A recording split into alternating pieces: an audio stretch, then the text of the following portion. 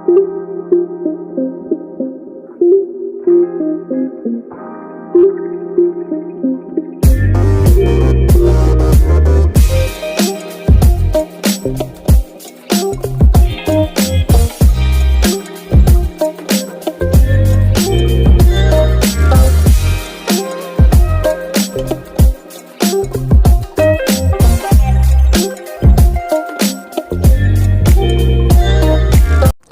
Everyone, welcome back to my channel Naina health. और आज की इस वीडियो में मैं आपको एमनियोटिक फ्लूइड के बारे में और आगे की जानकारी देने वाली हूं कि किस तरह से आप प्राकृतिक रूप से एमनियोटिक फ्लूइड को अपने शरीर के अंदर बनाए रख सकते हैं।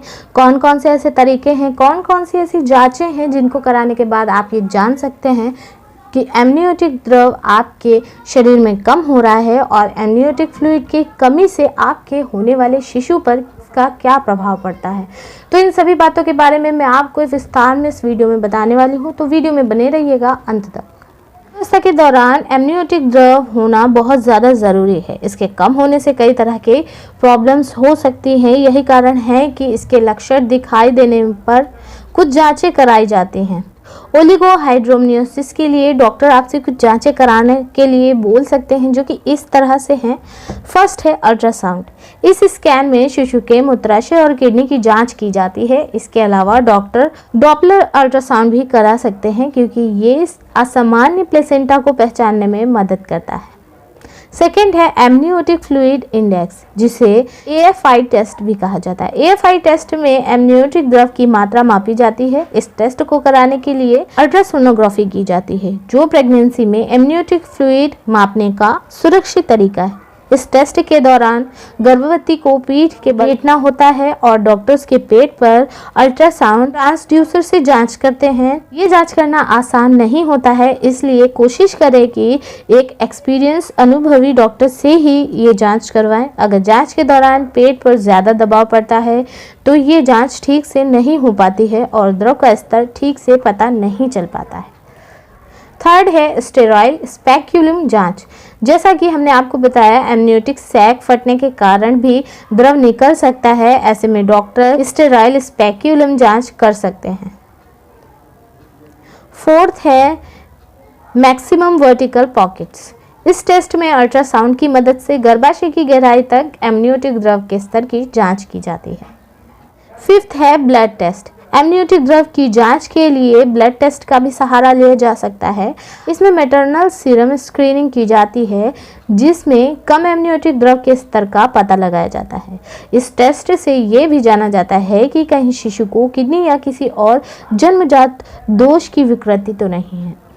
कुछ गर्भवती महिलाओं को एमनियोटिक द्रव की मात्रा कम होने का जोखिम ज़्यादा रहता है, तो कुछ को कम रहता है, जो कि इस प्रकार से हैं।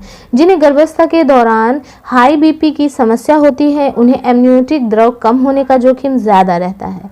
जिन्हें मधुमेह होता है, जिन्हें प्लेसेंटा संबंधी कोई समस्या होती है, मोटापे के कारण ल्यूपस, जो कि शरीर में इम्यून सिस्टम को कमज़ोर बनाने वाली एक बीमारी होती है। अगर कोई भी महिला गर्भावस्था के दौरान इन समस्याओं से जूझ रही है तो उसे समय समय पर जांच कराते रहना ज़रूरी होता है। चलिए जानते हैं कि कम एमनियोटिक द्रव होने पर इससे आपके बच्चे पर क्या प्रभाव पड़ता है। अगर गर्भावस्था की पहली और दूसरी तिमाही में जांच के दौरान एमनियोटिक द्रव की मात्रा का स्तर कम आता है तो ये चिंता का विषय बन सकता है। वहीं तीसरी तिमाही में इस समस्या को नियंत्रित करना आसान होता है। एमनियोटिक द्रव कम होने से बच्चे पर कुछ नकारात्मक प्रभाव पड़ते हैं, जैसे कि एमनियोटिक द्रव की कमी होने से शिशु के फेफड़े विकसित होने में परेशानी होती है। पहली तिमाही और दूसरी तिमाही की शुरुआत में एमनियोटिक द्रव कम होने पर गर्भपात का भी खतरा बढ़ जाता है। अगर ये समस्या ज़्यादा बढ़ जाती है तो मृत शिशु के जन्म का खतरा भी बढ़ जाता है। इस समस्या के कारण 37वें सप्ताह से पहले यानी समय से पूर्व प्रीमेच्योर डिलीवरी होने की भी आशंका बढ़ सकती है। अगर तीसरी तिमाही में एमनियोटिक द्रव कम होने का पता चलता है तो हो सकता है डिलीवरी के दौरान गर्भनाल कुछ सिकुड़ी हुई हो। इसके अलावा इस अवस्था में सिजेरियन डिलीवरी की आशंका बढ़ जाती है। अगर गर्भावस्था में एमनियोटिक द्रव का स्तर कम हो तो समस्याएं पैदा हो सकती हैं, जो कि इस प्रकार से हैं। Amniotic band syndrome. इस स्थिति में भ्रूण के चारों ओर एमनियोटिक बैंड उछल आते हैं। सेकेंड है पल्मोनरी हाइपरप्लासिया। इसमें शिशु के फेफड़े ठीक से विकसित नहीं हो पाते हैं। भ्रूण को संक्रमण, इस स्थिति में शिशु को संक्रमण हो सकता है। फीटल कंप्रेशन सिंड्रोम, एमनियोटिक द्रव का स्तर कम होने से ये जटिलता भी उत्पन्न हो सकती है। चलिए अब जानते हैं कि इसके लिए उपचार क्या मौजूद हैं जो आप कर सकते हैं या डॉक्टर से करा सकते हैं। तो पहला है एमनियोफ्यूजन। इस उपचार में डॉक्टर कमरे के तापमान पर एक इंट्रायूट्रिन कैथेटर के माध्यम से एमनियोटिक थैली में बाहरी स्रोत से सलाइन देकर द्रव की मात्रा को बढ़ाने का प्रयास करते हैं। सेकेंड है वेसिको एमनियोटिक शंट। अगर एमनियोटिक द्रव में कमी बच्चे के पेशाब न करने के कारण आ रही है तो डॉक्टर वेसिको एमनियोटिक शंट की मदद से उसे बाहर निकालते हैं। आपको बता दें कि वेसिको एमनियोटिक शंट एक तरह की ट्यूब होती है जो एक्स्ट्रा लिक्विड निकालने के लिए गर्भवती के पेट से होते हुए शिशु के मूत्राशय में डाली जाती है। थर्ड है हाइड्रेट रहें। डॉक्टर गर्भवती को पूरी तरह से हाइड्रेट रहने की सलाह देते हैं ताकि शरीर में प्राकृतिक रूप से एमनियोटिक द्रव बने। फोर्थ है आराम करें। अगर ओलिगोहाइड्रोमनियोसिस की समस्या हल्की सी भी है तो डॉक्टर दोपहर को आराम करने की सलाह देते हैं। हाइड्रेट रहकर और पर्याप्त आराम करके इंट्रासेक्युलर स्थान बढ़ाने में मदद मिल सकती है। चलिए अब हम जानते हैं कि आप खुद कैसे एमनियोटिक द्रव को कम होने से रोक सकते हैं। हालांकि इस समस्या को रोका नहीं जा सकता है, ये किसी भी गर्भवती महिला को हो सकती है, लेकिन कुछ सावधानियां बरतकर इसके खतरे को खुद से दूर किया जा सकता है।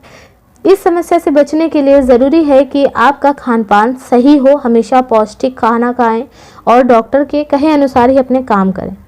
डॉक्टर से बिना पूछे कोई भी दवा खुद से ना लें।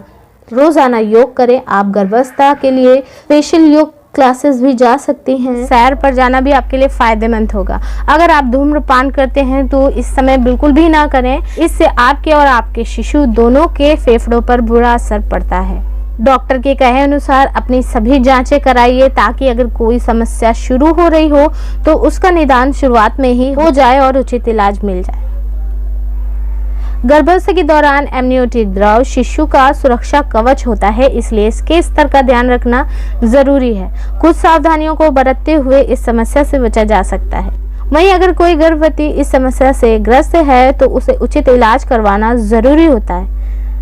सो गाइज, मैं उम्मीद करती हूँ कि वीडियो में दी गई जानकारी आपको पसंद आई होगी। अगर ये वीडियो आपको ज़रा से भी पसंद आई है तो वीडियो को लाइक, कमेंट एंड शेयर करना बिल्कुल भी मत भूलिएगा। और जो भी मेरे नए व्यूवर्स हैं, चैनल को सब्सक्राइब करके बेल आइकन को प्रेस कर दें ताकि जब भी मैं कोई वीडियो डालूँ तो उसका नोटिफिकेशन आप तक समय से पहुँचता रहे। मैं मिलती हूँ आपको अपने नेक्स्ट वीडियो में नेक्स्ट इंटरेस्टिंग टॉपिक के साथ। तब तक के लिए stay healthy and bye bye.